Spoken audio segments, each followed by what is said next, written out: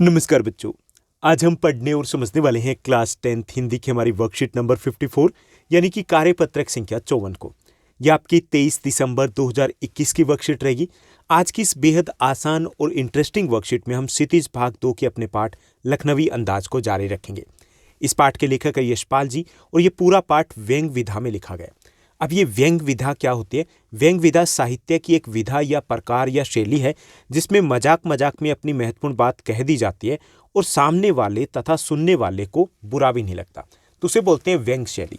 जैसे आपके घर में कई बार गेस्ट आते हैं, रिलेटिव आते हैं, तो आपके घर वाले आपकी तारीफ कुछ इस तरीके से करते हैं कि आपको समझ में नहीं आता कि ये इज्जत दे रहे हैं या फिर इज्जत ले रहे हैं। वो क्या है? व्यंग विधा होती है। जो आपके ऊपर टोंट मारते हैं आपके टीचर्स, वो व्यंग विधा होती है। जैसे मान लीजिए आपके साइंस में मार्क्स कम आए और 2 दिनों के बाद ही उसी क्लास में उसी टीचर के सामने डिस्कशन हो रहा था कि कैरियर ऑप्शंस क्या रहेंगे 12th के बाद, और आपने हाथ ऊपर किया और पूछ लिया कि सर मैं 12th के बाद क्या करूं। अब सर ने कहा कि बेटा तू तो यूपीएससी कर ले। ओके, अब वहाँ पे क्या सिचुएशन है? वहाँ पे समझ में ही नहीं आएगा कि क्या कहा जा रहा है। आपको बुरा भी नहीं लग सकता क्योंकि उन्होंने ऐसा कुछ नहीं कहा, लेकिन वास्तव में वहाँ पर ताना मारा गया, ठीक तरीके से आपकी इज्जत की धज्जियां उड़ाई गई। तो ये व्यंग विधा होती है। अब 2 दिन पहले ही मेरे पास मेरे एक फ्रेंड का मैसेज आया था। उन्होंने कहा था कि आज मैं जो कुछ भी हूँ वो आपके कारण हूँ। अब मेरे से तो पूछा भी नहीं जा रहा कि भाई उल्हाना दे रहे हो या फिर क्रेडिट दे रहे हो, क्योंकि मुझे एक्चुअली में पता ही नहीं है कि वो किस सिचुएशन में है। ओके, तो ये व्यंग विधा होती है। तो इसी विधा में, इसी शैली में ये पूरा पाठ लिखा गया। इस पाठ में क्या बताया गया कि पतनशील जो सामंती समाज है, पतनशील जो सामंती समाज, जो एक तरीके से पहले की अगर बात की जाए आज़ादी से पहले, तो उनके पास काफ़ी सारी शक्तियाँ थी, धन दौलत था, ऐशो आराम था। लेकिन अब ये जो जमींदार वर्ग है, ये वर्ग है, उसका पतन हो चुका है। लेकिन फिर भी ये अपनी मानसिकता को छोड़ने के लिए तैयार नहीं है। यानी बनावटी जीवन शैली है, उसके द्वारा ये दिखाने की कोशिश करते हैं कि हम अब भी हमारे ठाठ बाट हैं, अब भी हम यहाँ पर लीडर हैं, अब भी हम यहाँ पर चौधरी हैं। तो उसी के ऊपर कटाक्ष किया गया।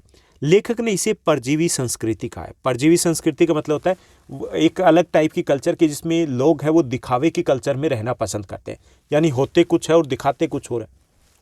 आपने अपने आसपास देखे होंगे, आपके अड़ोस पड़ोस में आपने लोगों को देखा होगा कि वो एक्चुअल में कुछ और होता है, लेकिन जब बाहर है वो प्रिटेंड कुछ अलग तरीके से करते हैं कि जैसे वो भी किसी नवाब की फैमिली से या नवाब के खानदान से आते हो। तो इसे परजीवी संस्कृति कहा गया है। इस पाठ में लेखक ने लखनऊ के एक नवाब की दिखावटी जिंदगी का वर्णन किया है, जो रेलगाड़ी में यात्रा करते हैं। समय बिताने और शौक के लिए वो खीरा खरीद लेते हैं। सामने बैठे लेखक से खीरा खाने के लिए पूछते हैं। यानी इसमें किसके बारे में बताया गया? एक नवाब है लखनऊ के। ठीक, अब लखनऊ के जो नवाब साहब हैं, वैसे तो वो नवाब साहब हैं, बिल्कुल सफ़ेद पोश नवाब साहब हैं, लेकिन किराया बचाने के चक्कर में वो 2nd क्लास से यात्रा करते हैं। साथ साथ वो ये भी चाहते हैं कि उसे कोई देख भी ना ले, यानी कि दिखावा भी करना है, और खीरे खरीद लिए। अब जो खीरे हैं, आमतौर पे माना जाता है कि आम लोग जो खीरों को खाना पसंद करते हैं। अब खीरे खरीद लिए और भाई साहब को खाने भी है, लेकिन ये भी चाहते हैं नवाब साहब की कोई देखे ना। अब बनावटीपन में जब पकड़े ही गए तो उन्होंने सामने बैठे लेखक से पूछ दिया कि भाई साहब खीरे खाओगे?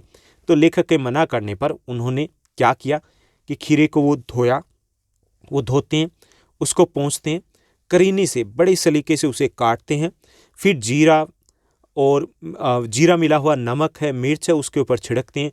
फिर पुनः जो लेखक है उनसे कहते हैं कि भाई साहब थोड़ा सा तो ले लीजिए। ओके, लेखक पहले इनकार किए जाने के संकोचवश मुंह में पानी आने के बावजूद भी दोबारा मना कर देते हैं। अब क्या हुआ कि जब इतने अच्छे तरीके से सलीके से उसको काटा गया, धोया गया, नमक मिर्च लगाया गया, तो भाई किसके मुंह में पानी नहीं आएगा? अब लेखक थे, भूख लगी थी, मुंह में पानी तो आ गया था, लेकिन क्योंकि पहली बार वो मना कर चुके थे, अब दूसरी बार कैसे लें? भाई सेल्फ रिस्पेक्ट नाम की भी कोई चीज़ होती है ना, तो इसलिए उन्होंने मना कर दिया। अब नवाब साहब खीरे के एक एक फांके को उठाकर मुंह के पास ले जाते, नाक से सूंघते और खिड़की से बाहर फेंक देते। देखिए कितना गजब का दिखावा है। यानी खाना तो उन्हें भी था, लेकिन उन्हें ये दिखाना था कि हम तो नवाब हैं, और नवाब मतलब हमारी एक अलग से क्लास है। तो ये था हमारा आज का गद्यांश, एक अंश इस पाठ का। अब इसी पर बेस्ड है कुछ इजी क्वेश्चंस जिनको हमें सॉल्व करना है। तो चलिए देखते हैं इन प्रश्नों को। तो यहाँ पर दिए गए हमें कुछ क्वेश्चंस। पहला जो हमारा प्रश्न रहेगा यहाँ पर, व्यंग विधा क्या होती है, इसकी क्या विशेषता होती है, ये हमें बताना है। तो व्यंग जो है, व्यंग साहित्य की एक विधा होती है। इसमें मजाक मजाक में महत्वपूर्ण बात कह दी जाती है और सामने वाले या सुनने वाले को बुरा भी नहीं लगता, तो उसे बोलते हैं हम व्यंग। इंग्लिश में कहेंगे टोंट मारना। ओके, उसके बाद सेकंड जो हमारा क्वेश्चन दिया गया, सेकंड क्वेश्चन है परजीवी संस्कृति से लेखक का क्या आशय है। जैसे लेखक ने कहा कि ये परजीवी संस्कृति है, तो ये क्या होती है। लेखक ने परजीवी संस्कृति उन लोगों के लिए कहा है जिन्होंने अपनी सामंती सोच को बरकरार रखने और समाज में अपना रुतबा बनाए रखने के लिए झूठी शान शौकत का दिखावा करने का स्वभाव पाल रखा है। यानी कि ये वो लोग होते हैं परजीवी संस्कृति वाले, जो कि दूसरों के लिए जीते हैं कि लोग क्या कहेंगे, लोग क्या सोचेंगे, चार लोग क्या बोलने वाले, यानी कि वो दिखावे में जीते हैं पूरी उम्र। तो यहाँ पर नवाब साहब है, ऐसे लोग इसी बिरादरी में आते हैं, यानी कि परजीवी संस्कृति में आते हैं, जो दिखावा करना पसंद करते हैं। उसके बाद तीसरा, थर्ड जो हमारा क्वेश्चन दिया गया, तीसरा प्रश्न दिया गया कि दिखावे की प्रवृत्ति आप किसे कहेंगे। तो वास्तविकता से परे बनावटी व्यवहार करने को दिखावा करना कहते हैं, यानी कि हम वास्तव में कुछ और होते हैं, दिखने की कुछ और कोशिश करते हैं, तो दिखावा करना। जब कोई जो वह है उससे अलग दिखने या दिखाने की कोशिश करता है तो उसे हम कहेंगे कि वो दिखावा कर रहा है। ठीक, तो इसे बोलेंगे दिखावे की प्रवृत्ति।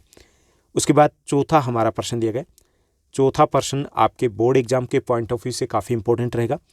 मुंह में पानी आ जाने के बावजूद भी लेखक खीरा लेने से मना क्यों कर देते हैं, ये हमें बताना है। ठीक, तो खीरों की सजावट ने लेखक के मुंह में पानी ला दिया था। जिस तरीके से खीरों को सलीके से काटा गया, धोया गया, पोंछा गया, नमक मिर्च लगाया गया, तो इसको देख करके लेखक के मुंह में पानी आ गया था। परंतु वे पहले ही खीरा खाने से इनकार कर चुके थे। अब उन्हें अपना आत्मसम्मान, अपनी सेल्फ रिस्पेक्ट भी बचाना था। ओके, इसलिए नवाब साहब के दोबारा पूछने पर भी उन्होंने आमाशय कमजोर होने का बहाना बनाया और कहा कि नहीं भाई साहब, मैं नहीं लूँगा, मेरा मन नहीं है। ओके, तो ये था हमारा चौथा प्रश्न। अब देखिए लास्ट फिफ्थ जो हमारा क्वेश्चन दिया गया, ये गतिविधि है। गतिविधि दी गई कि समाज में दिखावेपन का उदाहरण देते हुए व्यंग के रूप में लिखने का अभ्यास कीजिए। हमें एक एग्जाम्पल देना है कि कैसे समाज में दिखावा किया जाता है। तो आजकल के युवाओं में जो बुलेट के प्रति क्रेज दिखाई देता है, वो दिखावेपन का ही परिणाम है। अब तो 9वीं 10वीं के क्लास के जो बच्चे हैं वो भी डिमांड करते हैं कि पापा बुलेट दिलवा दो, 10th में 80% आए तो दिलवाओगे ना। ओके, तो ये क्या दिखावा है। हमें पता है कि बुलेट है, उसको संभालना या फिर यूँ कह सकते हैं कि उसकी मेंटेनेंस कॉस्ट, एवरेज, सब कुछ इतना अच्छा नहीं होता, लेकिन फिर भी दिखाना है ना, हमारे पास बुलेट है। तो ये एक एग्जाम्पल है। इसके साथ साथ और एग्जाम्पल आप देख सकते हो, जैसे कि शादी होती है, मैरिज होती है, मैरिज फंक्शन में बहुत कुछ ऐसा किया जाता है जिसकी नीड नहीं होती, तो वो दिखावे की ही प्रवृत्ति होती है। तो ये थी हमारी आज की वर्कशीट, जो काफ़ी आसान थी, काफ़ी इंटरेस्टिंग थी। आई होप सब कुछ आपको अच्छे से समझ में आया होगा। अगर आपको ये वीडियो, ये वर्कशीट अच्छी लगी तो इस वर्कशीट को लाइक और शेयर जरूर कीजिएगा। आज के लिए बस इतना ही। Thank you, bye bye, have a nice day.